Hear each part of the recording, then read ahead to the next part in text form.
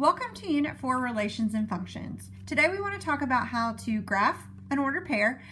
We want to talk about what a relation is, and we also want to talk about inverse relations. This first part should be a lot of review. The coordinate plane is the number plane formed by two perpendicular number lines that intersect at their 0 points. So if I'm looking at this picture, I've got a number line here and I've got a number line here. They're perpendicular because they intersect and form a right angle, and they intersect at their 0 points. The x-axis is the horizontal number line, okay, meaning left and right, which helps to form the coordinate plane. So go ahead and come down here to our picture and label the x-axis. The y-axis is the vertical number line that helps to form the coordinate plane. So we'll come up here. The vertical one is the one that goes up and down, and we'll go ahead and label that as the y-axis. The point of intersection of the two axes of the coordinate plane is called the origin, and its actual ordered pair is 0, 0. The origin is located right here.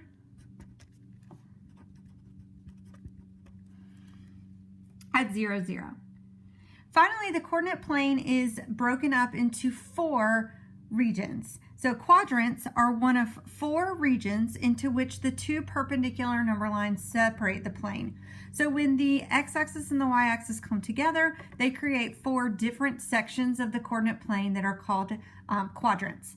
Quadrants are numbered counterclockwise,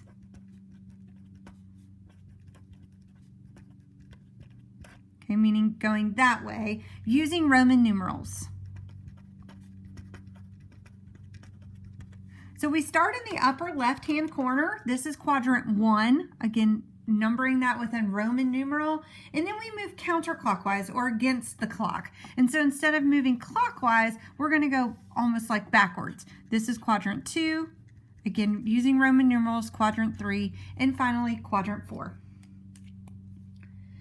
On the coordinate plane, what we can graph is ordered pairs. Ordered pairs are pairs of numbers that are used to locate points in the plane. It's almost like an address. It tells us exactly how to find that particular point. In an ordered pair, we have parentheses indicating that we have an ordered pair, and the key word here is that there has to be an order to them. What comes first in the ordered pair is your x value, because x comes first in the alphabet. What comes second in the ordered pair is your y value, because y comes second in the alphabet. The x coordinate is the first component of an ordered pair. This is probably new. This point is called the abscissa. A-B-S-C-I-S-S-A. The y coordinate is your second component of an ordered pair, and it also has a special name. This is called the ordinate. O-R-D-I-N-A-T-E. The ordinate. Right? Remember, the coordinate plane is located or broken into 4 quadrants, and in each of those 4 quadrants, our ordered pairs have different signs. So in quadrant 1, if I'm going to graph an ordered pair there, I'm going in the x direction a positive amount, and in the y direction I'm going up a positive amount. So in quadrant 1, both my x value and my y value are both positive. When I move to quadrant 2, I move left on the x-axis. Numbers to the left on the x-axis are negative, but I move up to get to quadrant 2. Going up gives me a positive y value. In quadrant 3, we again move left, so my x value is negative, but this time to get to quadrant 3, we move down, so our y value is also negative. And then finally in quadrant 4, we're going to move right, so our x value is positive, but we're going to have to move down, so our y values in quadrant 4 are negative. Go ahead and pause the video, and I'd like for you to state which quadrant each of these are located in. If I graph the ordered pair 4, -3, I move left and down. That puts me in quadrant, 4, -3 moves me to the right and down, which puts me in quadrant 4. -8, 2 moves me to the left and up, putting me in quadrant 2. When I say that x is less than 0, what I mean is that x is a negative number, and that y is greater than 0 means that y is a positive number. So the quadrant where x is negative and y is positive is quadrant 2. Next, we want to know, where is x going to be equal to 3, but y is going to be less than 0. So if x is equal to 3, it means I'm going to move to the right. But if my y value is less than 0, it means my y value is negative, and that would put me in quadrant 4. X is greater than 0 means that my x value is positive. So where would my x value be positive and my y value could be equal to 1? X is positive, y is up 1, so that would put me in quadrant 1.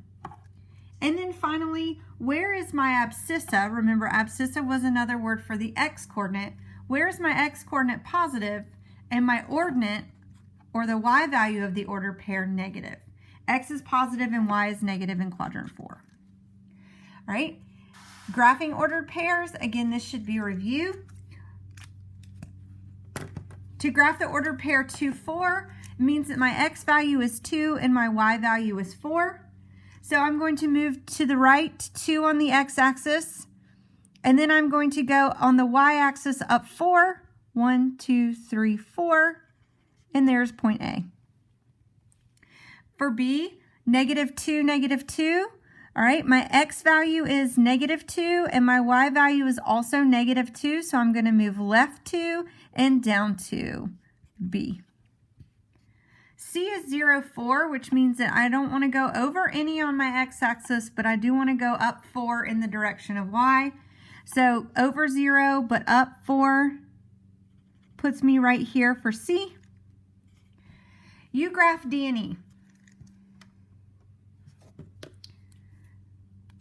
D is located at -2, 1. So my x is negative and my y is positive 1. So I'm going to go left 2 and up 1, and this is going to give me D. And then finally, E is located at 4, -5. So x is 4 and my y value is -5. So I go right 4, and then in the direction of the y's, y is up and down. I'm going to have to go down 5 because that is negative. And there is point E. All right, the next thing we want to talk about is relations. By definition, a relation is simply a set of ordered pairs.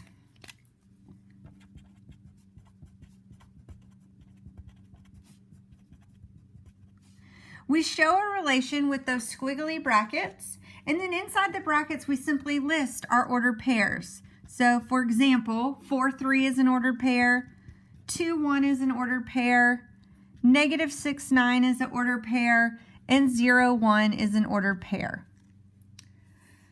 Within a relation, we have different parts.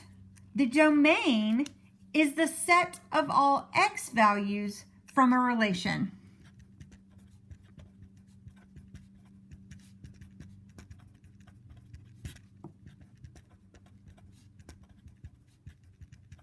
So if we want to talk about the domain of this set, again, we'll write down our brackets because the definition says it is a set.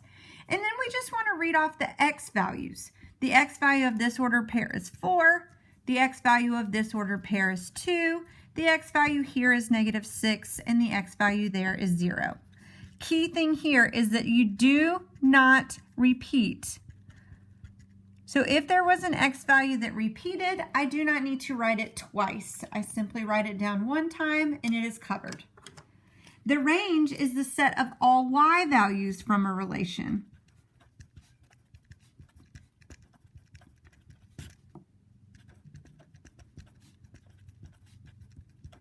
Okay, again, the definition says it is a set, so we'll put down those squiggly brackets, and then I'm just going to look through and pull out my y values. The y value of this ordered pair is 3, and 1, and 9, and then the y value in this last ordered pair is a 1, but I've already written 1 here in my set, so I do not write it again. So just like with domain, we do not repeat.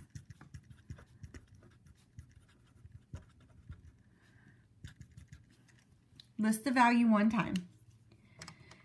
All right, for each of these examples, please take just a minute to identify the domain and range for each set of ordered pairs. Pause the video and then check your answer.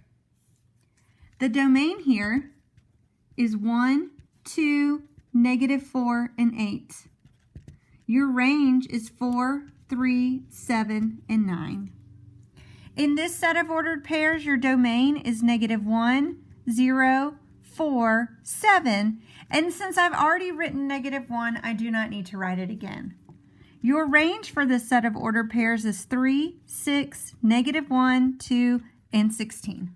It is okay that there are more range values than domain values because remember the domain value of -1 repeated. We have 4 different ways that we can represent a relation. The first way we can represent a relation is exactly how we've been representing it, as a set of ordered pairs.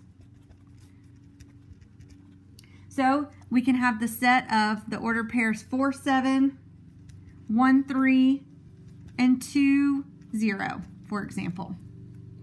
You can have as many ordered pairs in your set as you like. A second way that we can represent a relation is as a table of values.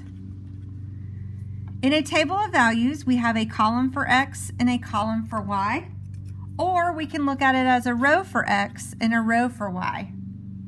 The X value here is 4, its corresponding Y value is 7. 1's corresponding Y value is 3, and 2's corresponding Y value is 0. Same thing here. I can write it vertically, 4, 7, 1, 3, and 2, 0. A third way to represent a relation is what we call a mapping diagram. A mapping diagram uses ovals to represent a relation.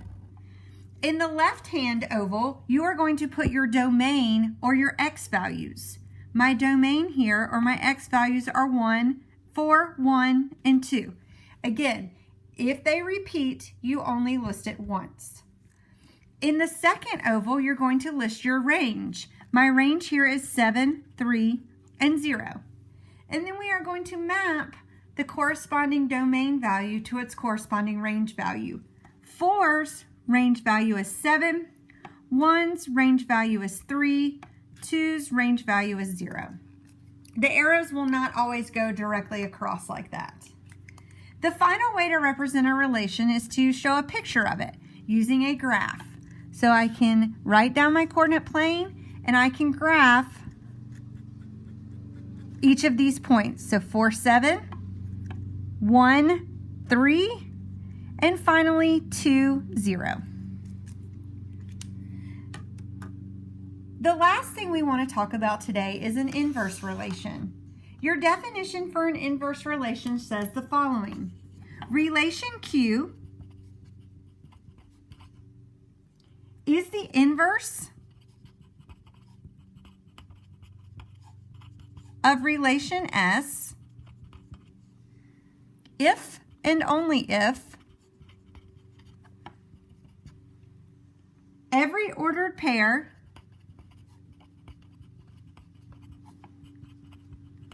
X, Y in S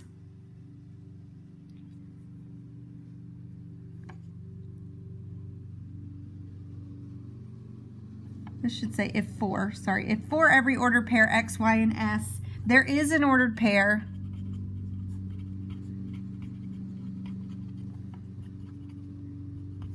YX in Q. Okay. Take a look at those ordered pairs. What do you notice happened in those ordered pairs? If you said that the X and Y switched value, you are correct. To find the inverse, you're simply going to switch X and Y. The symbol for inverse is a letter with a -1 power, right? So for example, S to the -1 or Q to the -1.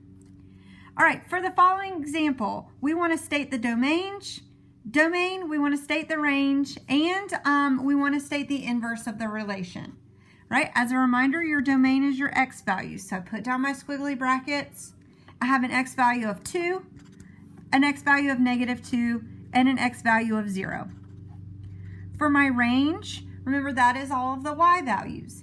I have a y value of 2, a y value of 3, and a y value of -1. The last thing that they've asked me to provide is the inverse. The inverse, remember, can be found by simply switching x and y.